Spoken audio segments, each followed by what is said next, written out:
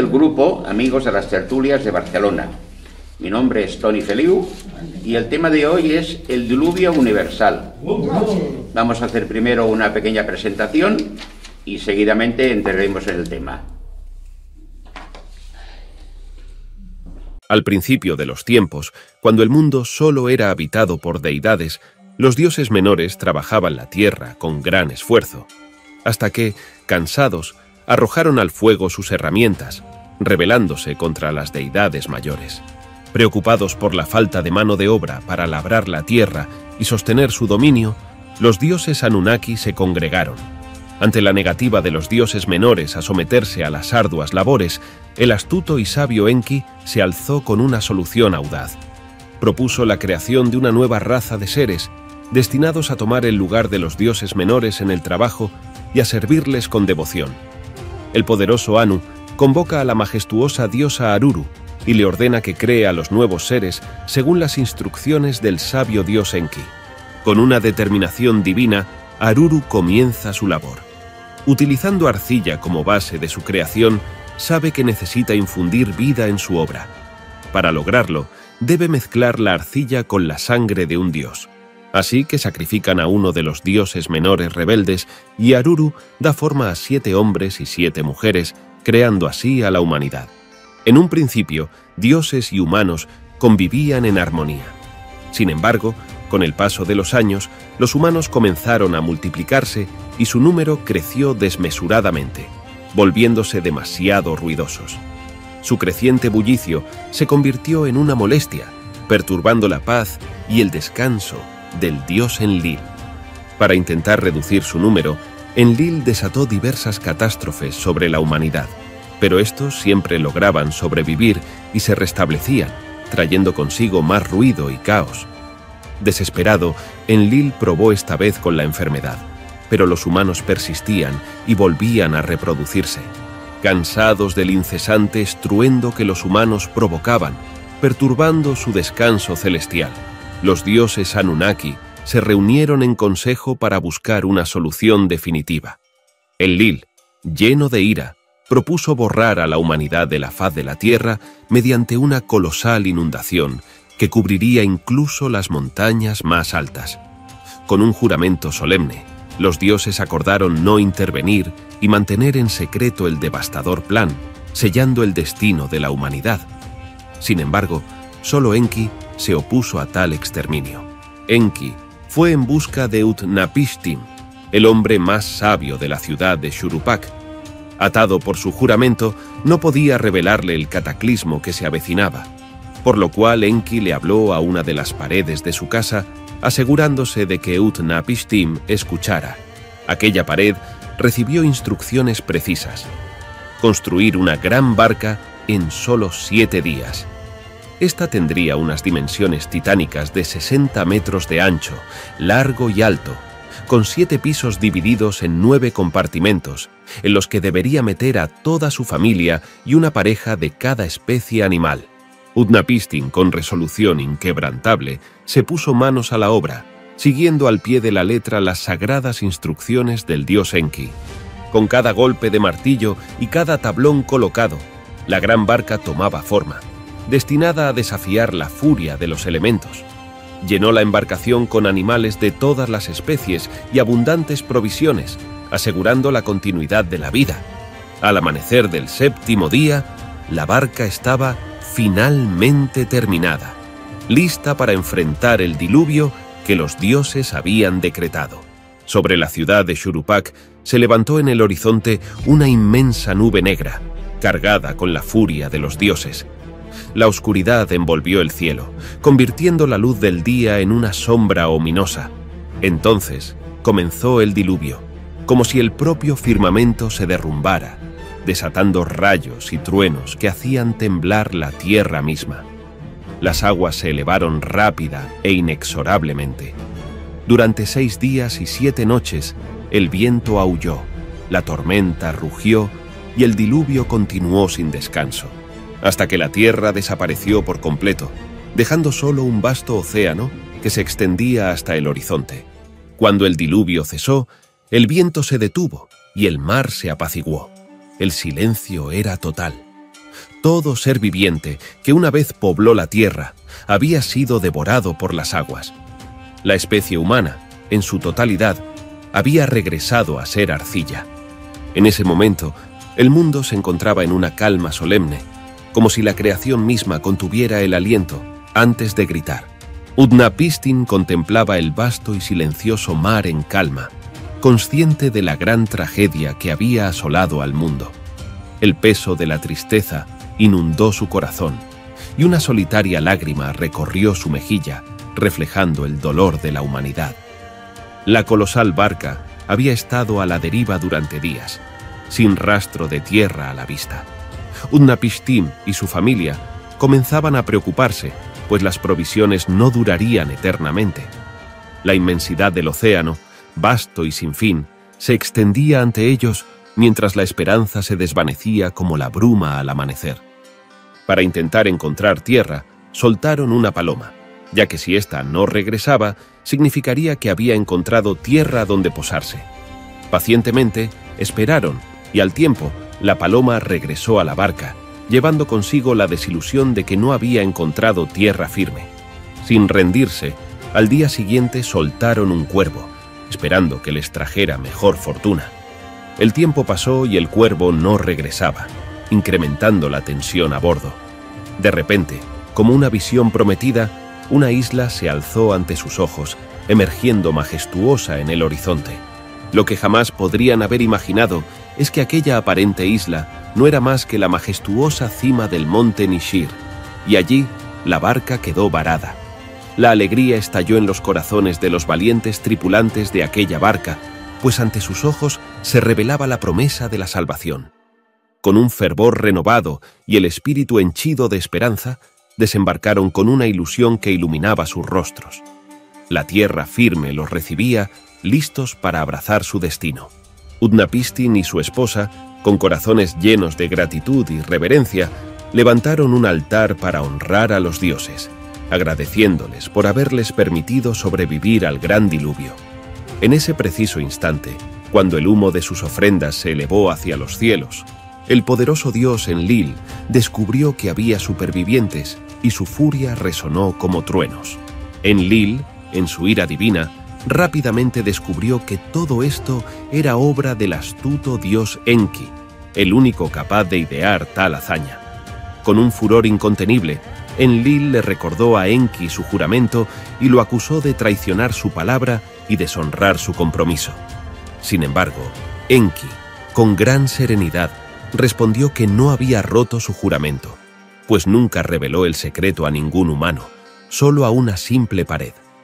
Argumentó que el diluvio fue una medida demasiado cruel y que el destino de la humanidad, ahora, descansaba en las manos del divino Enlil, el cual debía reflexionar. Enlil, al escuchar las palabras del sabio Enki y tras la increíble hazaña de los supervivientes, decidió apiadarse de ellos. Reconociendo su valor y perseverancia tras sobrevivir a una catástrofe de proporciones divinas, el poderoso dios colocó sus manos sobre las frentes de Utnapishtim y su esposa, otorgándoles la recompensa suprema, la inmortalidad. Sin embargo, este regalo venía con una condición. Deberían vivir en la desembocadura de 2 ríos, un lugar apartado donde el ruido no perturbara la tranquilidad de Enlil. Así, bajo el benevolente toque del dios, se selló el destino eterno de aquellos que desafiaron a los elementos y a los propios designios divinos. Bueno, más o menos, en síntesis, esto que nos han explicado, o que ha explicado el vídeo, es lo que habla la tradición cristiana, sacada de la Sumeria, de la Mesopotámica, que no tiene nada que ver también con la tradición cristiana del Antiguo Testamento, en el cual ahora vamos a hacer aquí una pequeña divagación para ver qué pasó. Empezaremos. El diluvio universal, o también conocido como el Gran Diluvio, es el nombre de una inundación mundial relatada en textos de antiguas culturas. Por lo general se presentan como castigos divinos para limpiar de maldad en el mundo y acondicionar la tierra para el renacimiento, dándole a los justos y fieles como heredad. La historia original corresponde al poema sumerio de Ziusudra, cuando el dios Emil, cansado de tanto ruido, produce en los humanos y frustrado por unos intentos de erradicarlos, manda el diluvio universal, que es lo que hemos visto aquí.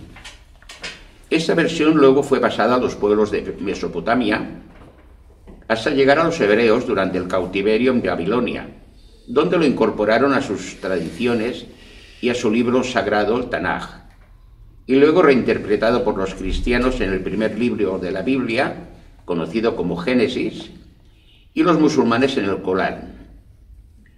En el relato abrahámico, el Dios de Abraham aún no existen los cristianos ni musulmanes en la versión hebrea, emite su juicio contra la humanidad a causa de su maldad.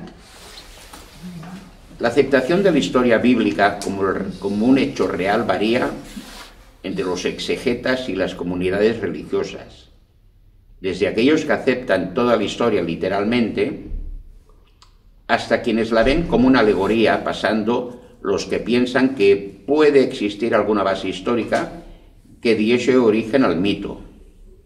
Sin embargo, el diluvio universal, tal como se describe en el Génesis, es incompatible con los conocimientos científicos, en especial con los datos geológicos y paleontológicos. Aquí tenemos una nota. Aquí está. Sobre un tal Deucalión.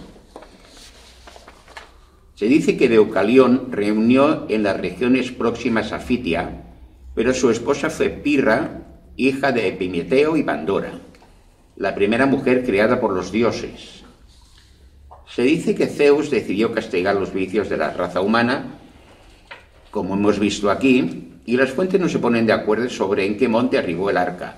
No se menciona animal alguno, aunque algunos barajan que pudiera ser el monte Parnaso, el Lena de Sicilia, en Athos, o el Otris de Tesalia. Este relato se ha relacionado con el bíblico Noé y con la narración que aparece en el poema de Gilgamesh. En la traducción judeocristiana al diluvio se narra en el Génesis, donde se cuenta que Noé construyó un arca en la que salvó a su familia y también tomó de cada animal puro 7 parejas, hembras y machos, y los de no puros una pareja macho y hembra, siendo los únicos sobrevivientes en todo el mundo. Igualmente, de otros textos judeocristianos considerados apócrifos, tales como el libro de Enoc, se muestra que la historia del diluvio no solo fue un castigo hacia los hombres que obraron mal, sino principalmente en contra de un grupo de ángeles llamado vigilantes, y los hijos gigantes de estos llamados Nefilim.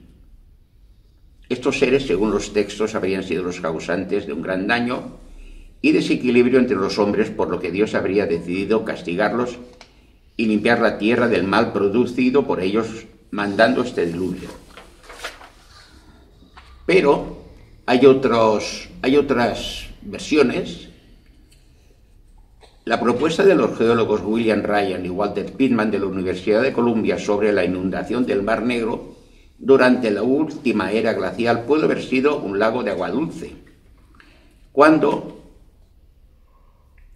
el nivel descendió considerablemente y la estrecha franja de tierra que lo separaba del Mediterráneo se habría erosionado.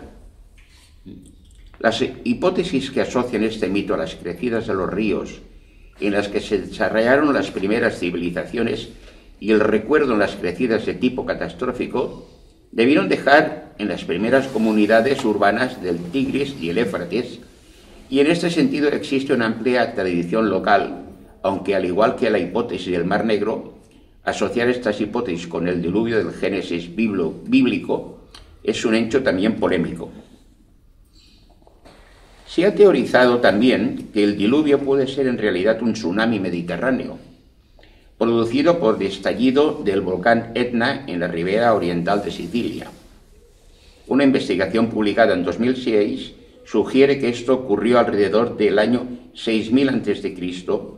y causó un enorme tsunami que dejó su marca en varios lugares del mar Mediterráneo oriental.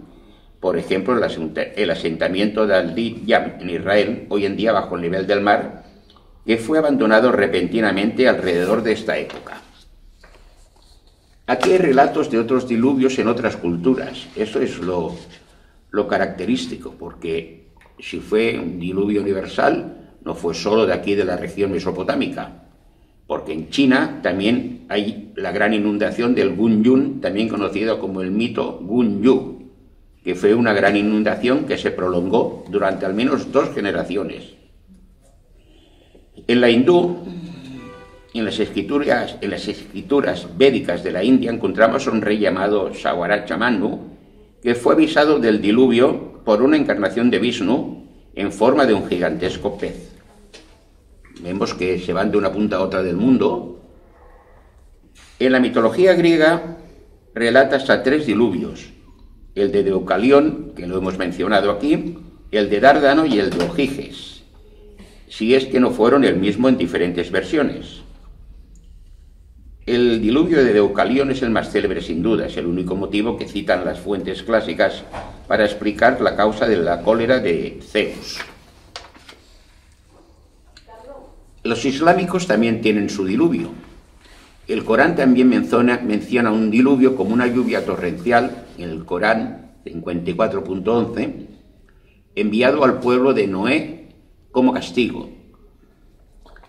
En América también existió el diluvio, por eso decíamos que es curioso. La chipka o música. Los ríos y las lagunas del altiplano comenzaron a desbordarse y el volumen del agua a ascender amenazadoramente. En pocas semanas el diluvio había arrastrado viviendas, árboles, cultivos y animales. La fuerza del agua los empujaba hacia los cerros orientales. La tradición mapuche también tiene su diluvio.